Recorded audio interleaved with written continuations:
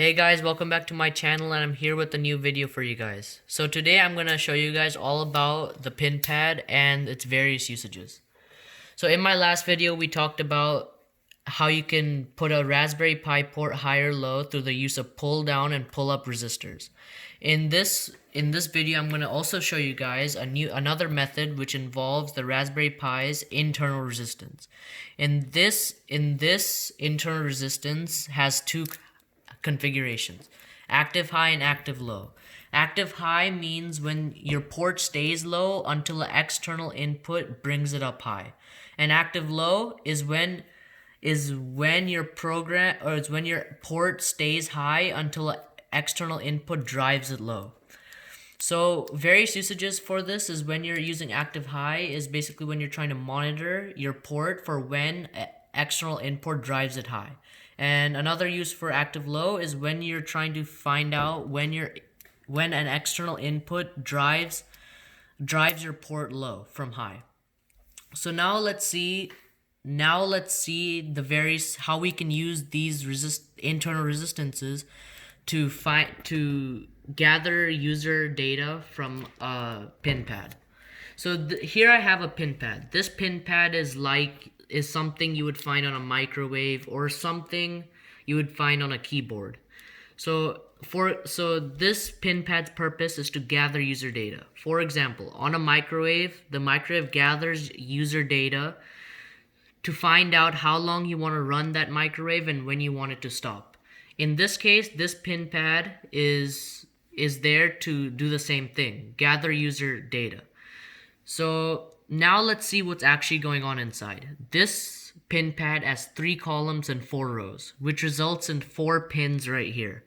4 for rows, and 4 pins for rows, and 3 pins for columns.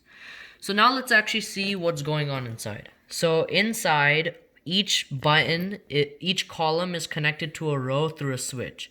These switches are where the numbers lie. So if I press number 4, column 1 would then be connected to row 2. If I press number 8, column 2 would be connected to column 3. But how do I actually find out which number was pressed? I do this by connecting all the columns to output ports and connecting all the rows to input ports. By doing this, I can one by one send voltage through the columns, and let's say I press number 4.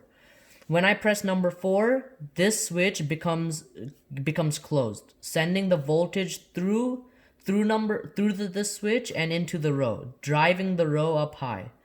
And when this row gets high through the program, I'm able to determine that number 4 was pressed.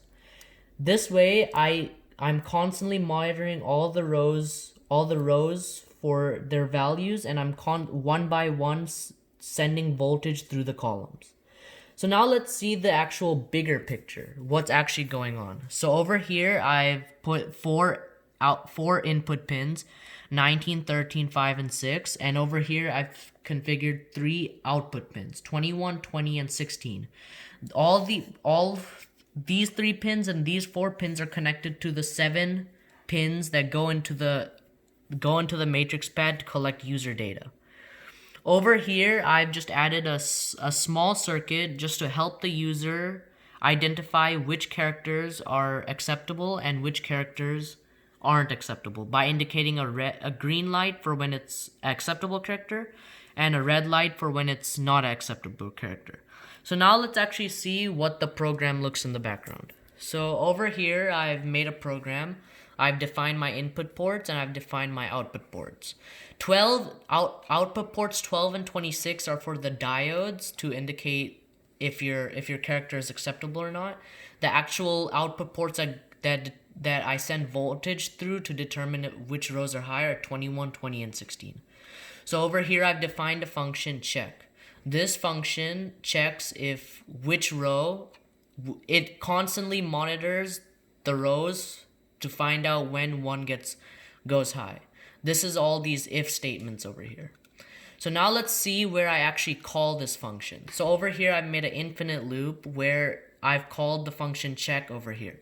Over here, I am one by one sending voltage through the columns and calling the function. By doing so, I'm sending the voltage through one column and checking all the 4 rows if one of them goes high.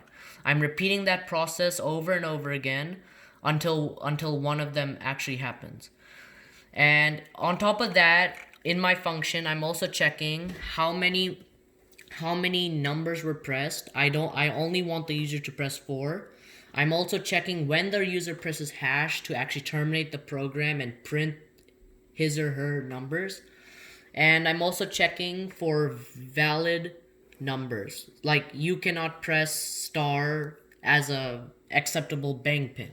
So I've also put in my program to not accept the star. So now let's run this program and let's see what happens. So I press run, and let's say I press 1, which is an acceptable character. 1. The light flashes green. Let's say I press another number, 8 for example. The light flashes green again. But let's say I press something not acceptable, the star. The light flashes red, indicating that this was not an acceptable character. Now let's say for some reason I decide that this was acceptable and I press hash, it flashes red again, indicating that it did not accept the star, and it did not accept me only entering 2 numbers. But let's say I actually do go on and I press more numbers, 9 and 3. Now I have 4 numbers, which is an acceptable amount of characters. If I decide to press any more numbers, my program simply won't add these numbers to a list and just won't accept this. So now let's terminate this. So when I terminate this, it prints out my numbers and it says your pin was not accepted. Why is this? Is because I put in my program to only accept a specific pin. This pin is 1974. Any other pin than that, it will not accept it. Although the characters were acceptable, in the end it's not acceptable. So now let's try and actually press 1974 and see what happens. First let's run it again. Okay. So if I press 1, flashes green. 9, flashes green again because these are acceptable characters. 7, acceptable. 4, acceptable. But let's just for fun, let's add 2 extra numbers just to see what happens. 6 and 3. Nothing happens. And now let's terminate it. 1974. It does not press 6 and 3 because it's more than 4 numbers, and it does not accept any more than 4 digits. So right now it says your pin was accepted and you can access the imaginary vault. So this is how you can use a pin pad to gather user data to do day-to-day tasks like opening a bank vault or using a microwave. So thank you guys for watching, and make sure you drop a like and subscribe, and I'll see you guys on my next video.